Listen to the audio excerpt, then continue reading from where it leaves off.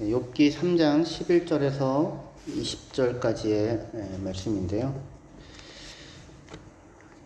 제가 읽도록 하겠습니다. 어찌하여 내가 태에서 죽어 나오지 아니하였던가? 어찌하여 내 어머니가 해산할 때에 내가 숨지지 아니하였던가? 어찌하여 무릎이 나를 받았던가? 어찌하여 내가 젖을 빨았던가? 그렇지 아니하였던들 이제는 내가 평안히 누워서 자고 쉬었을 것이니 자기를 위하여 폐허를 일으킨 세상 임금들과 모사들과 함께 있었을 것이요 혹시 금을 가지며 은으로 집을 채운 고관들과 함께 있었을 것이며 또는 낙태되어 땅에 묻힌 아이처럼 나는 존재하지 않았겠고 빛을 보지 못한 아이들 같았을 것이라.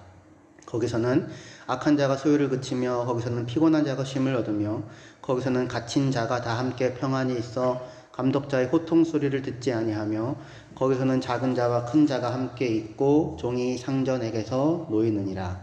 어찌하여 고난당하는 자에게 빛을 주셨으며 마음이 아픈 자에게 생명을 주셨는고. 아멘. 욥기 3장 11절에서 20절까지의 말씀으로 까닭 없는 고난이 말해주는 것이라는 제목을 가지고 함께 말씀을 나누고자 합니다. 본문을 설명하긴 하겠지만 욥기 전체를 아우러서 말씀을 전하고자 합니다. 욥기는 총 42장으로 되어져 있는데요. 왜 목사님이 갑자기 욥기를 하나? 지난주 말씀에 이어지고요. 그리고 우리 아침 묵상이 지금 욥기를 하고 있습니다. 욥기는 총 42장으로 이루어진 긴 성경입니다. 그래서 1장과 2장은 서론으로서 무대를 세팅한다면 42장 7절에서 17절 마지막 부분에 또 짤막한 이야기로 마무리가 됩니다. 근데 그 사이에 3장부터 42장 6절까지가 긴 대화로 채워져 있습니다. 욥과 친구들의 3라운드에 걸친 대화가 있고 엘리후가 나와서 정리하면서 자기 의견을 얘기하고 하나님이 나타나셔서 말씀하시고 욥이 반응하는 이런 이제 대화들로 꼭 다 채워져 있어요. 이 앞에 뒤에 있는 이런 무대 장치 같은 설정 마치 액자 같이 이렇게 틀거리를 이루어 놓고는 본론은 어디 있는 거예요? 그 안에 3장부터 그 42장 6절까지 대화 계속해서 오고 가는 대화가 욥기의 핵심 내용을 이루고 있는 것이라고 할 수 있습니다. 욥은 그렇게 끝나요. 끝날 때 욥이 이제 고난을 다 겪고서 욥이 친구들을 위해서 기도하고 하나님이 욥의 기도를 들어주시고 그리고 욥의 공경을 돌이켜서 욥의 재산이 2배가 되고요. 욥이 다시 잃었던 10명의 자녀를 얻고 오래도록 행복하게 살았답니다. 이렇게 끝이 납니다. 이 이야기는 그러니까 끝까지 경건을 잘 지키면 2배로 복 받는다 이런 얘기를 하려고 만약에 이걸 썼다면 그러면 욥기는 1장, 2장, 42장만 있으면 돼요. 근데 그렇지 않고 그 안에 3장부터 긴 대화가 있게 되죠. 여기에다가 무슨 이야기를 이렇게 무대 장치 세팅을 해놓고는 요 조건, 요 틀거리 속에 하고 싶은 얘기를 담아놓고 있는 것입니다. 지금 이제 3장을 저희가 읽었는데 욥은 지금 재산 다 잃었고요. 자녀도 잃고 10명의 자녀도 잃고 나아가 머리부터 발끝까지 이 종기 같은 것이 나가지고 너무 가려워서 도저히 견딜 수 없어서 기왓장으로 몸을 이렇게 긁어야만 하는 그런 상황 가운데 지금 처해 있었습니다. 그렇게 살아있음이 고통인 시간을 욥이 겪고 있을 그때에 멀리서 욥의 친구들이 욥을 위로하겠다고 찾아옵니다. 욥을. 근데 찾아왔는데 욥의 몰골을 보니까 알아볼 수 없을 만큼의 그런 비참하고 처참한 상황 가운데 욥이 있는 거예요. 그래가지고 한마디도 말을 꺼내지를 못합니다. 7일 동안. 그 7일이 지나고서 비로소 욥이 먼저 말을 꺼내요. 욥이 먼저 말을 꺼내는 것이 욥기 3장입니다. 근데 욥이 꺼내는 첫 마디가 뭐냐면 내가 태어나던 그날이 망했었더라면 그렇게 하면서 자기의 생일을 저주합니다. 3장 1절부터 보시면 그 후에 욥이 입을 열어 자기의 생일을 저주하니라. 욥이 입을 열어 이르되 내가 난 날이 멸망하였더라면 뭐 이렇게 이제 시작이 됩니다. 그러면서 이어서 계속해서 욥이 하는 이야기가 내가 잉태되지 않았었더라면, 잉태되었더라도 중간에 유산되었었더라면, 유산되지 않았다면 태어날 때 잘못돼서 죽었더라면, 잘못되지 않아서 태어났다면 누군가의 무릎이 누군가의 손이 나를 받지 않았더라면, 누군가의 무릎이 누군가의 손이 나를 받았다고 해도 내가 어머니의 젖을 빨지 않았더라면, 그러면은 지금처럼 이렇게 깊은 고통을 겪지 않아도 되었으련만, 이렇게 지금 이야기를 하고 있는 것입니다. 여러분은 살면서 혹시 언제 처음 차라리 내가 태어나지 않았더라면 좋았을 것을, 그런 생각을 혹시 해보셨는지요? 나 뭐하러 날 낳아가지고 낯선 책임을 좀 지지, 뭐 이런 거. 아니면은 더 이상 이제는 살 수가 없다, 이제는 그만이다, 혹시 이런 생각을 청소년 때든 언제든지 간에 살면서 한두 번쯤은 아마 다들 해보셨을 것입니다. 낳아주신 부모를 원망하면서. 전 초등학교 4학년인가 5학년인가 그 정도쯤인데, 저희 그 집에서 병아리를 키웠거든요. 학교 앞에, 문방구 앞에 병아리 파는 사람이 와가지고, 그 노란색 병아리 있잖아요, 조그만 거, 그걸 파는 사람이 있어서 제가 사가지고 왔습니다. 그래가지고 집에서 키웠는데, 지금 무슨 마당도 없고 뭐 아무것도 없어요. 그래가지고 이 상자 안에다가 넣어서 키웠습니다. 어렸을 때는 괜찮아요, 작았을 때는. 근데 얘가 점점 크니까 닭이라고 할 수는 없고 병아리라고 하기에는 좀 큰, 이제 그런 상태에 있는 그 병아리를 보면서 제가 너무 병아리가 불쌍한 거예요. 너는 어쩌다가 나한테 팔려가지고 상자 안에 갇혀서 자유롭게 뛰놀지도 못하고 나중에 크면 결국 잡아먹혀야 하는 그런 운명을 살아야 한단 말인가, 그런 생각이 들어 너무 불쌍해가지고 막 울었어요. 그리고는 이제 네가 어쩌면 나랑 이렇게 처지가 똑같구나, 네 처지나 나랑 비슷하구나, 뭐 이런 생각이 막 들어가지고 더 살아서 내가 무엇하랴, 그런 생각이 들어서 부엌칼을 갖고 와가지고 배에다가 대고, 아무 일도 일어나지 않았습니다. 아무 일도 일어나지 않았는데 어머니가 와가지고 나중에 한참 시간이 지나서 제가 그 얘기를 어머니한테 했었어요. 또 그런 얘기를 또 왜 했는지는 모르겠는데 뒤지게 혼났습니다. 얼마나 혼나는지 몰라요. 내가 너 뭐가 그렇게 불만이야? 내가 뭐가 문제야? 막 이런 거죠. 근데 아마 엄청나게 혼을 내시고, 그리고 어마어마하게 엄마도 놀랐을 겁니다. 깜짝. 도대체 이 아이가 뭐 4학년, 뭐 5학년, 민기보다 조금 그 정도밖에 안 되는 아이가 뭐가 있길래 삶에 대해서 이렇게 부정적으로 생각하고 얘기하나, 뭐 이랬을 거예요. 근데 부모의 입장에서 자녀가 그런 생각을 한다는 것을 처음 알게 되었을 때, 아이를 키우면서 어느 날 그 아이가 살아있음을 버거워하는 그런 생각을 하거나 표현을 하는 것을 아는 날이 있게 될 거거든요. 그러면 정말 부모 입장에서는 괴롭고 안타깝고 고통스럽습니다. 왜냐하면 대부분 자녀들이 이 생각하는 죽음은 사소한 난관이나 어려움 때문에 사실은 죽음을 생각하곤 하거든요. 시간이 지나면 별것 아니고 작아 보이는데 그때는 그렇게 커 보이는 뭐 이런 거죠.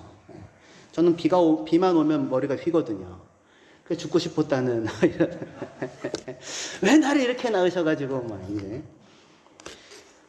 근데 대부분의 경우 사실은 자녀들이 겪는 그런 마음이 사실은 사소하고 지나고 보면 작아 보이는 건데, 그것 때문에 죽을 결심을 하기도 하는 것을 보게 됩니다. 그런 모습을 보면서 부모는 그 난관보다, 그 어려움보다 네가 훨씬 큰데, 그 어려움보다 네가 얼마나 귀한데 그 사소한 것 때문에 죽음을 생각하느냐라는 안타까운 마음을 갖게 되고, 그리고 자녀에게 꼭 그 얘기를 해주고 싶어지죠. 얘야, 너는 진짜 귀한 존재라고. 정말 귀한 존재라고. 그런데 지금 욥이 하나님 앞에서 고통 속에 있으면서 하나님, 자기를 지으신 하나님, 자기를 낳으신 하나님, 자기의 부모인 하나님 앞에 차라리 태어나지 않았으면 좋았을 것을 이렇게 하며 한탄을 하나님 앞에서 하고 있는 것입니다. 하나님의 입장에서, 욥을 지은 하나님의 입장에서 그 말을 듣는 것은 굉장히 고통스러운 일일 거예요. 그리고 하나님도 부모로서 욥에게, 욥아, 너는 네가 겪는 고통이나 아픔보다 훨씬 큰 존재란다 라는 이야기를 해주고 싶을 것입니다. 욥기는 내가 이 땅에서 겪는 어떠한 고통과 어떠한 일들보다도 네가 크고 소중하고 중요하다라는 이야기를 하나님이 우리에게 들려주시는 말씀입니다. 하나님께서 그 마지막에 폭풍 가운데 나타나셔서 욥에게 막 쏟아놓듯이 말씀하시는데 뭐 이렇게 얘기하세요. 내가 땅에 기초를 놓을 때에 네가 있었니? 악어의 턱뼈의 힘이 어디에서 나오는지 네가 아니? 우박 창고에 내가 우박을 들여놓았을 때 어떻게 어디에 들여놓았는지 네가 아니? 바다의 한계를 정해서 땅을 넘보지 못하도록 그렇게 한계를 정한 자가 누구였는지 네가 아니? 막 이런 어마어마한 이야기를 막 하시거든요, 하나님이 욥에게.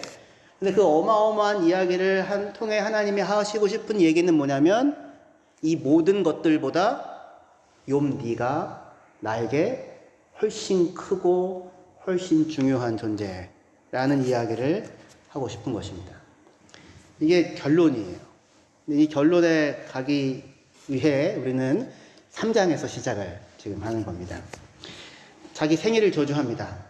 자기 생일을 저주하면서 욥이 차라리 내가 나지 않았으면 좋았을 것을, 태어났을 때 죽었으면 지금의 고통을 그치고 평안했을 텐데 이렇게 얘기하고 탄식을 하잖아요. 근데 그 욥의 탄식 속에 우리는 욥이 살아가고 있는 세상이 어떠한지, 그 세상에 대한 욥의 생각, 욥의 이해를 엿볼 수가 있습니다. 그래서 욥기 3장 11절부터 다시 보시면 우리 본문인데요. 13절 볼게요. 아까 우리가 읽었지만 13절에 그렇지 아니하였던들 이제는 내가 평안히 누워서 자고 쉬었을 것이니, 그러니까 내가 그때 죽었다라면 지금은 나는 평안히 누워 쉬었을 것이다 이렇게 얘기하는데, 이 말을 뒤집어 보면 살아있는 오늘에 평안이 없다는 거죠. 그죠? 죽었다면 평안이 있었을 텐데 뒤집어 보면 살아있는 오늘은 평안이 없다는 것입니다.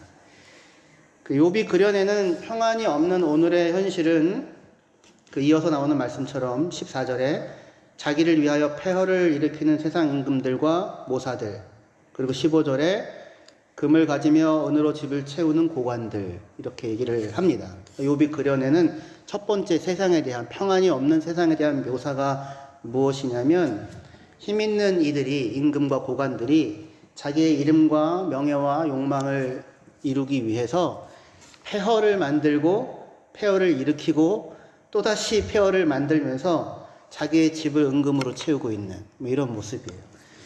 폐허를 일으킨다고 하는 게 중의적인 말이거든요. 폐허를, 무너져 내린 거를 리빌딩 한다고 할 수 있는데, 그러면은 왜 무너졌을까요? 그 성은? 자기가 무너뜨렸죠. 왜요? 정복하려고. 정복하기 위해서 성을 무너뜨리고 그거를 또 일으키는 거예요. 그러면 애초에 그 성은 누가 일으켰을까요? 또 다른 임금이 또 정복하고 폐허를 만들고 또 일으키고. 이게 지금 일으키는 거예요? 폐허를 만드는 거예요? 그래서 폐허를 일으키고 있는, 끊임없이 무너질 폐허를 일으키고 있는 누가? 임금들이, 고관들이. 그리고는 자기의 집은 은금으로 가득 채워요.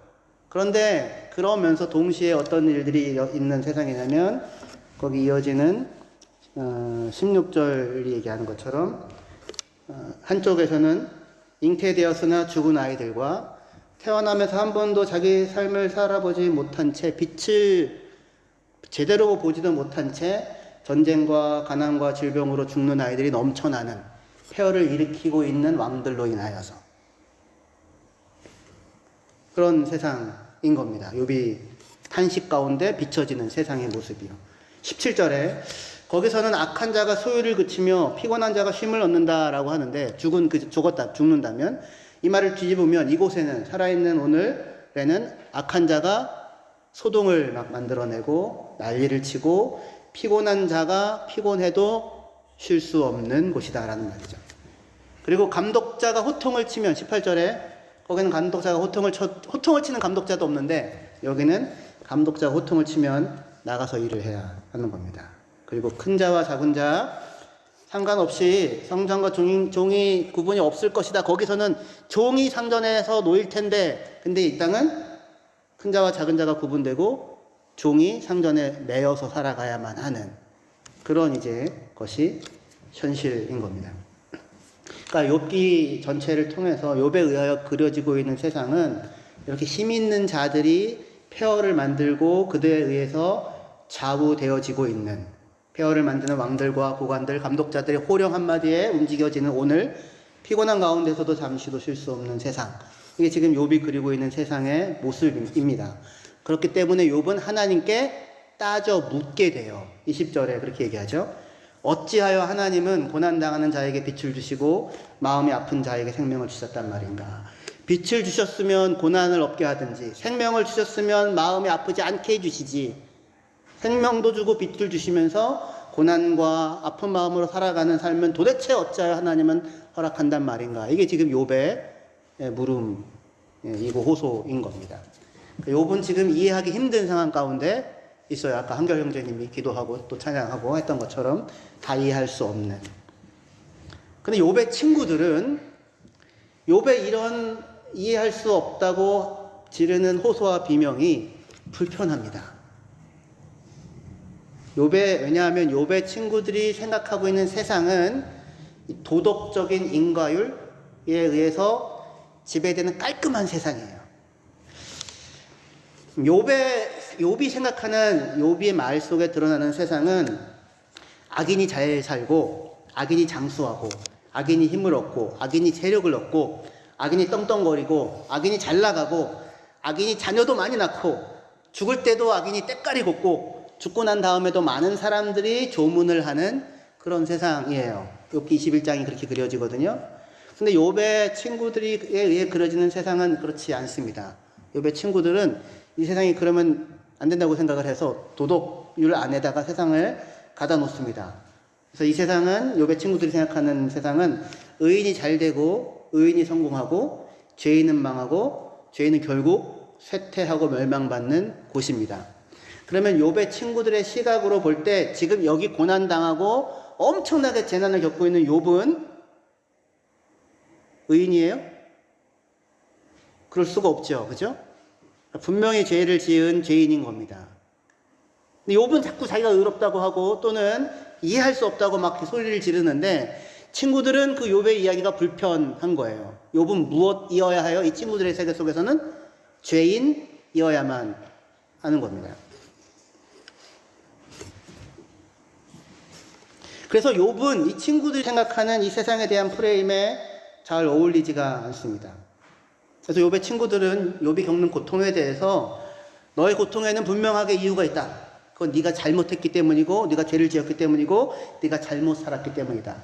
무의식적으로 네가 잘못했든 꿈에서라도 네가 잘못했든 네가 자식을 잘못 키워서 네 자식이라도 잘못을 저질렀던 그래서 이런 어려움이 너에게 생기는 것 아니겠느냐라고 이렇게 이야기를 하고 있습니다.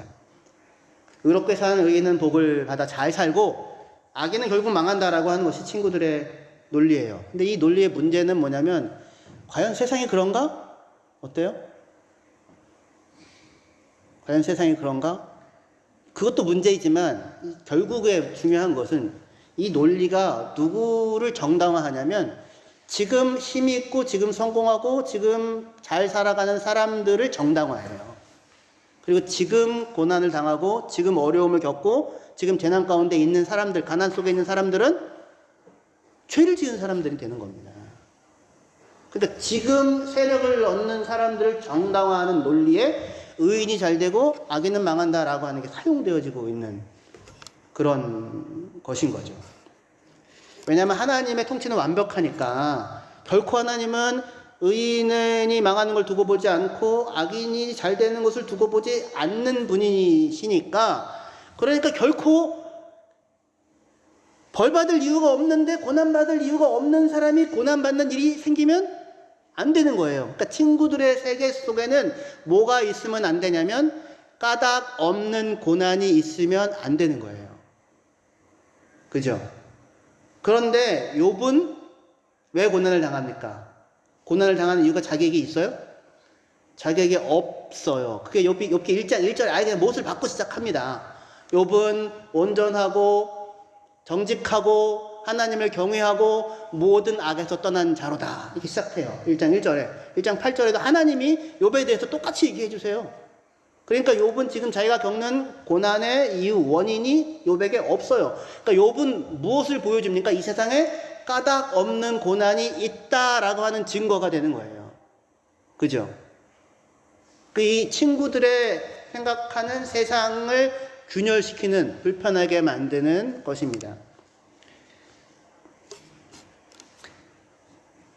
까닭 없는 고난이 있다. 아니, 많다. 무수히 넘쳐나는 세상이다. 라고 하는 것이 사실은 욥기가 중요하게 보여주려고 하는 것입니다.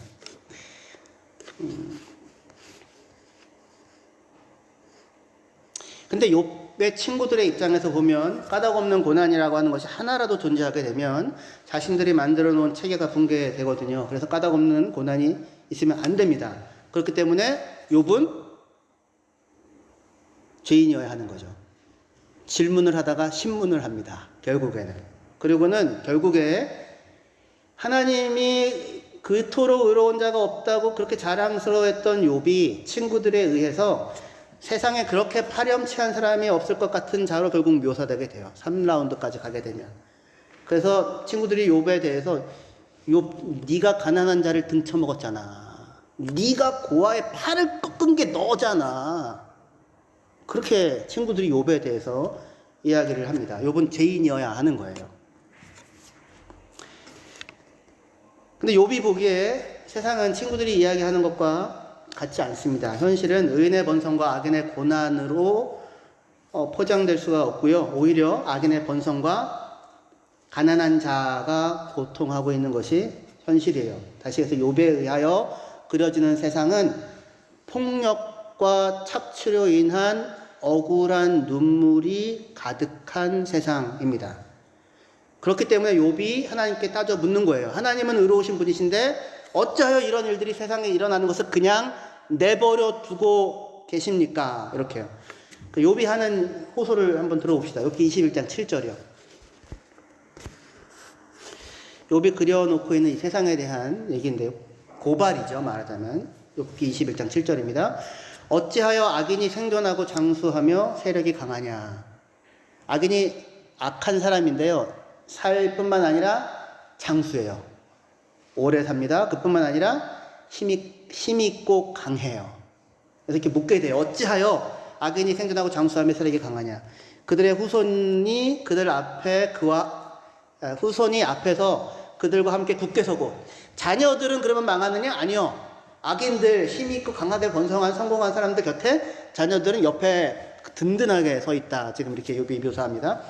9절에 그들의 집이 평안하여 두려움이 없고 하나님의 매가 그들 위에 임하지 아니하며 그들의 수소는 새끼를 베고 그들의 암소는 낙태하는 일이 없이 새끼를 낳는구나.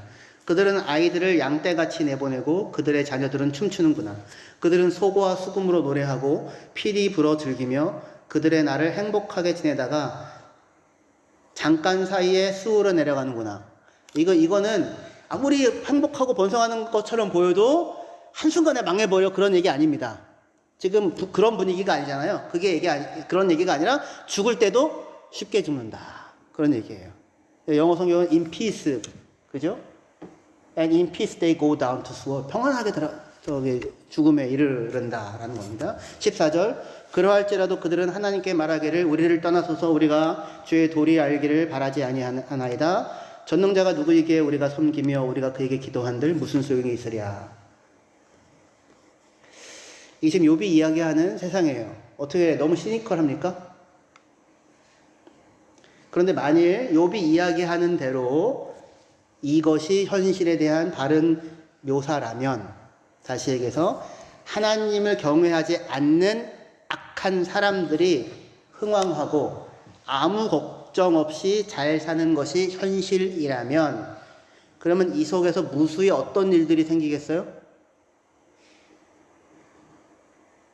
악한 사람들이 자신의 힘으로 이웃의 집을 헐고 폐허를 일으키고 폐허를 만들고 힘으로 탈취하여 까닭 없는 고난들을 만들어내는 것들이 넘쳐나겠죠. 욥의 재난은 애초에 어떻게 시작됐습니까? 욥기에서 욥의 재난은 스바 사람들이 갑자기 침입하여 욥의 재산을 약탈해 가고 사람을 죽이고, 바벨론 사람들이 갑자기 침입해서 욥의 재산을 훔쳐가고 죽이는 것으로 욥의 고난이 시작이 돼요. 그렇게 묘사가 됩니다. 힘 있는 자들이 그 힘으로 남의 것을 빼앗는 것으로 욥의 재난이 시작됩니다. 어떻게 여러분들이 보시기에 이 세상은 의를 따르고 있습니까? 아니면 힘을 따르고 있습니까? 이 세상은 하나님을 경외하고 살고 있습니까? 아니면 힘을 숭상하고 살고 있습니까? 여러분들은 어때요? 의와 하나님을 섬기고 숭배하고 살고 있습니까? 경배하고? 아니면 힘을 따르고 살고 있습니까? 이 세상은 하나님을 섬기거나 의를 따르지 않고 힘을 숭배하고 힘을 섬기고 있는 세상입니다. 그런데 세상이 그러한데도 불구하고 이 세상은 의인이 번성하고 악인은 고난 가운데 망해 라고 하는 논리로 자신들이 갖고 있는 권력을 놓지 않으려고 정당화하려고 하는 겁니다. 그러나 욥기의 결론에서 하나님이 보여주는 것은 무엇입니까? 하나님이 결론에 폭풍 가운데 나타나세요. 그죠? 폭풍 가운데 나타나셔서 욥에게 하나님이 창조하신 창조의 세계에 대해서 끊임없이 말씀을 하십니다. 내가 땅에 기초를 놓았을 때 내가 있었니? 부터 시작합니다. 땅에 기초를 놓았을 때, 내가 하늘을 폈을 때, 하늘의 별들을 달아 놓았을 때 네가 있었니? 내가 오리온 자리를 끈으로 묶었을 때, 줄로 묶었을 때 네가 어디에 있었니? 바닷물에 내가 어떻게 한계를 정하여서 바다가 그것을 지켜내고 있는지 그 이유를, 원인을 네가 아니? 뭐 이런 식으로 하나님 막 요새 욥에게 묻거든요. 뭔 얘기를 하는 거냐면, 하나님이 지금 욥이 그려내는 이 힘에 의한 폭력과 눈물의 세상 속에서 하나님이 마지막에 나타나서 왜 창조의 일을 얘기하는 거냐면, 자연 만물처럼 강하고 힘이 있는 것이 또 있습니까? 그런데 하나님이 그 어마어마하게 강한 것들에게 뭘 주셔요? 한계를 주십니다. 경계를 정하고. 그것이 창조였어요. 그리하여 그 어마어마하게 대단한 자연 만물이 그 힘을 다 떨쳐내어 한계 밖으로 넘쳐 흐르지 않고 하나님의 명령에 순종하여 자기의 자리를 지켜냅니다. 그 덕분에 누가 살아요? 우리가 살죠. 예. 태양에 조금만 가까이 오시면 조금만 멀리 가면 그 덕분에 그 어마어마하게 대단한 강력한 것들이 하나님이 정해놓은 한계 안에 머물러, 하나님의 말씀과 명령에 한계 안에 머물러 있는 덕분에 우리 같은 자들이 이름 없는 들풀과 벌레들도 풍성한 생명을 누리며 살 수 있는 환경을 만들어 내지요. 그게 창조였고, 그게 하나님이 사실은 보여주는 진정한 힘입니다. 이 세상은 힘을 숭배해요. 그런데 그 힘은 폐허를 만들어내는 힘인 겁니다. 약탈하고 무너뜨리는 힘인 거죠. 그러니까 무수히 까닭 없는 고난을 만들어내는 세상 속에 하나님은, 그런데 그 이야기 결론, 왜 하나님은 가만히 있습니까? 라고 얘기할 때 이 창조의 일을 가지고서 무엇이 진정한 힘이고, 그리고 하나님은 지금 그 속에서, 지금 이 속에서 뭘 하고 있는지, 욥의 인생과 삶 가운데 그걸 지금 보여주고 들려주고 싶은 거예요. 그러니까 자연 만물과 창조의 일을 보여주며 무엇가 진정한 힘이고 힘은 어떻게 사용되어져야 하는지를 천하 만물을 통해서 욥에게 보여주고 있는 것입니다.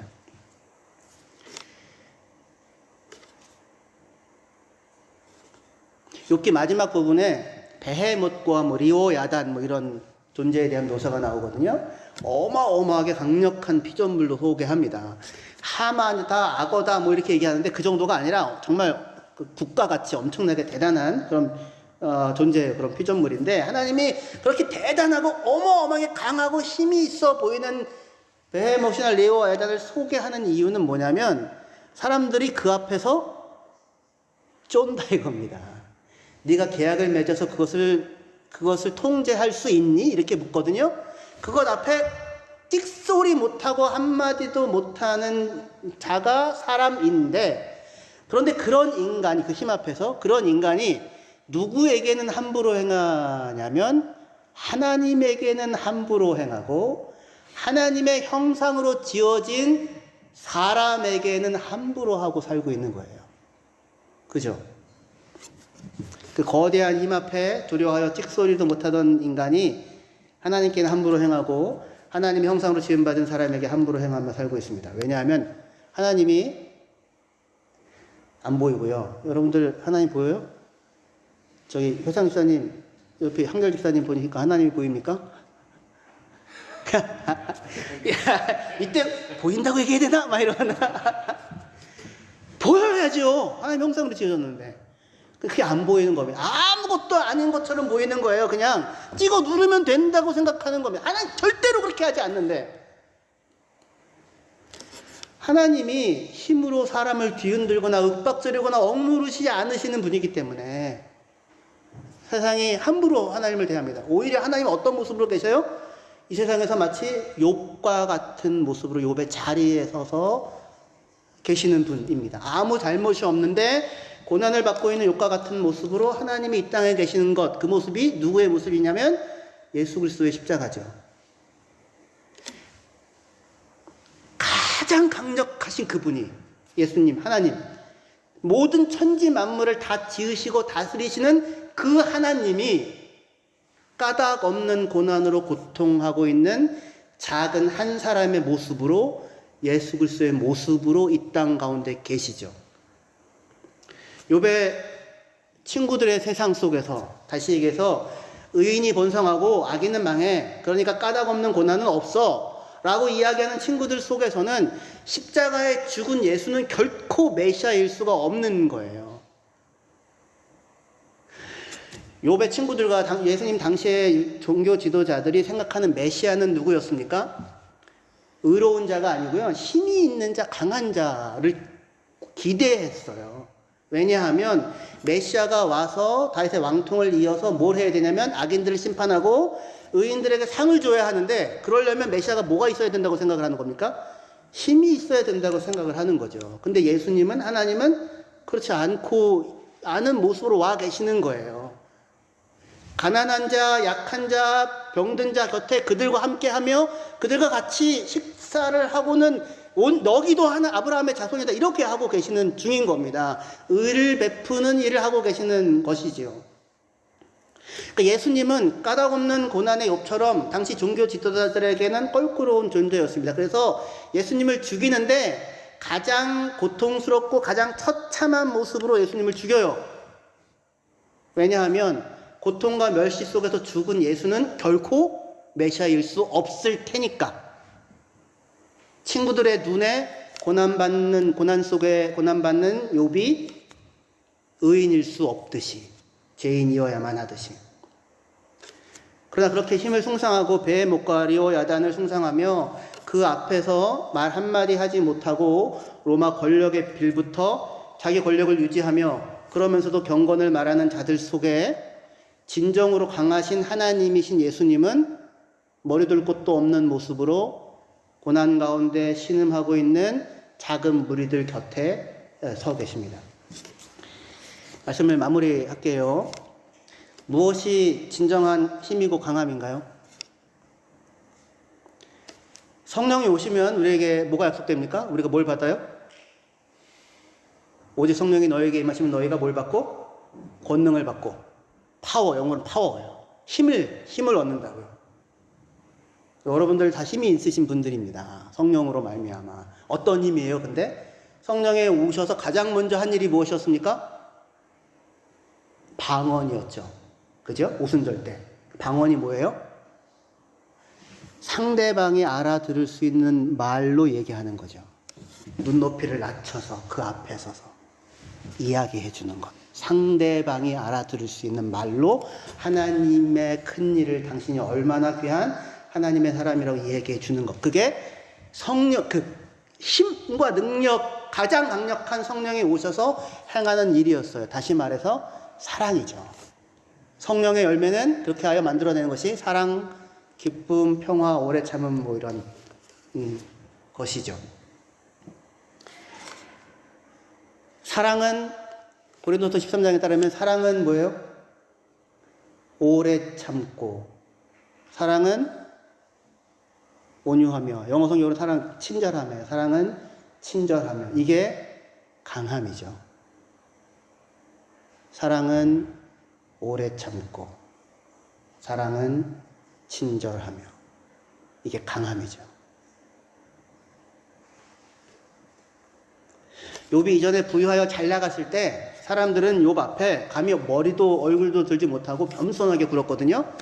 근데 욥이 지금 다 망해먹고요. 병 들었을 때 사람들은 욥을 조롱하고 멸시합니다. 친척도 욥을 버리고 친구도 욥을 떠나요. 욥이 의롭지 않아서가 아니라 욥이 뭐가 없어서? 힘이 없으니까. 이게 세상의 모습이죠. 여러분들은 어때요? 우리는 어떤가요? 욥기는 우리에게 이렇게 묻습니다. 너희는 무엇을 믿고 무엇을 섬기며 살고 있느냐? 하나님 우리에게 말씀하십니다. 이 땅에 힘을 믿고 힘을 숭상하는 자들에 의해서 무수히 까닭 없는 고난이 넘쳐나는데 나는 고난당하는 자들 곁에 그들과 같은 모습으로 그들과 함께하고 있다. 하나님은 우리에게, 이 땅을 살아가는 우리에게 고통을 면제해 주시지 않을 겁니다. 하지만 그 속에서 우리 안에 진정한 강함을 빚어가고 계세요. 사랑, 은혜, 긍휼, 용서, 자비. 까닭 없는 고난 속에서 까닭 없이 베풀어지는 은혜와 사랑. 이런 게 진정으로 강한 거죠. 까닭 없는 은혜. 하나님 우리에게 왜 은혜를 베푸세요? 여러분에게 이유가 있어요? 하나님에게 이유가 있어서 베푸시죠. 하나님 왜 우리를 사랑하세요? 여러분들에게 이유가 있어서요? 물론 하나님 형상을 지어줬으니까 이유가 있어요. 하나님 보시기에 이보다 귀한 자가 없어요. 하나님 우리를 사랑하세요. 하나님 우리를 용서하십니다. 왜 용서하세요? 여러분들에게 이유가 있어요? 아니요. 자신 안에 있는 크신 긍휼과 사랑이죠. 진정한 강함이죠. 사람을 살리고 구원하고 세워내는 그 힘과 그 능력이 하나님께 있습니다. 그거를 우리의 인생 가운데 만들고 싶어요. 하나님은. 왜냐하면 하나님에게 있어서 우리는 이 모든 엄청나게 대단한 것들보다 훨씬 더 크고 귀하고 소중하거든요.